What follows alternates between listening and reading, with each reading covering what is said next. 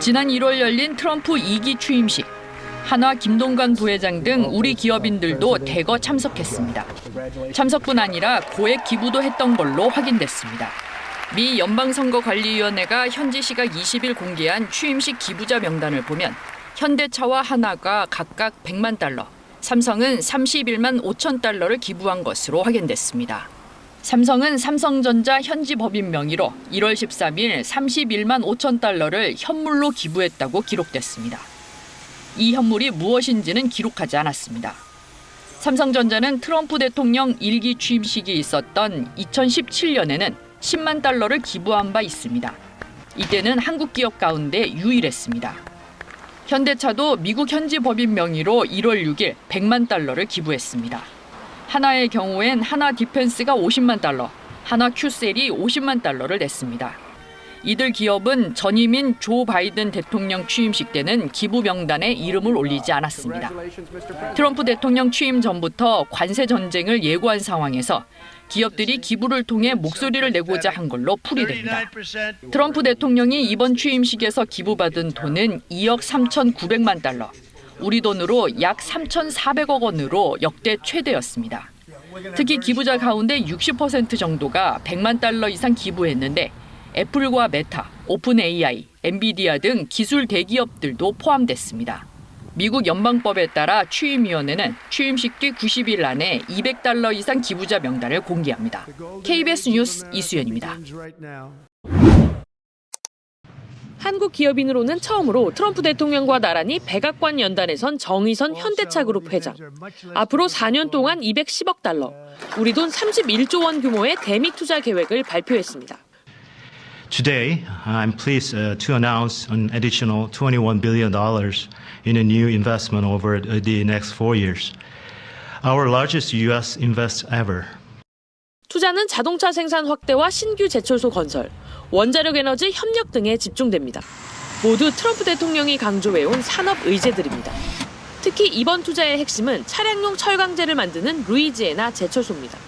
미국에서 쇳물을 뽑아 자동차 생산까지 이어지는 전 과정을 미국 내에 구축한다는 의미입니다. 트럼프 대통령은 즉각 돈이 쏟아져 들어온다며 현대차에게 어려움이 있으면 언제든 자신을 찾아오라고 화답했습니다. 그러면서 이번 투자는 관세 정책 효과라고 강조했습니다. This investment is a clear demonstration that tariffs very strongly work, and I hope other things also, but the tariffs are bringing them in at levels that have not been witnessed. 트럼프는 일주일 앞으로 다가온 상호 관세에 대해선 많은 국가에 면제를 줄 수도 있다고 말했습니다. 유연성을 발휘할 수 있다는 뜻인데 기업들의 대미 투자가 관세율을 낮추는 데 긍정적으로 작용할지 지켜볼 대목입니다. 워싱턴에서 KBS 뉴스 김지숙입니다.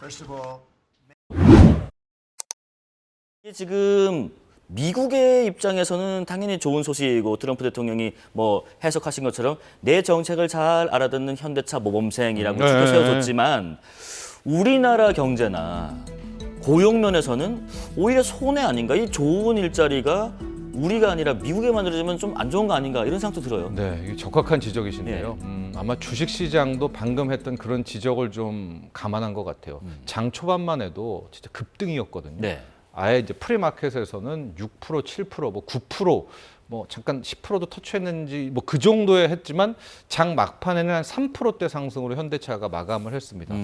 이거 호재잖아요. 네네. 엄청난 대형 호재. 관세를 안 매길 수도 있다라고 트럼프가 본인의 입으로 이야기했는데도 이 정도 상승밖에 안 된 이유.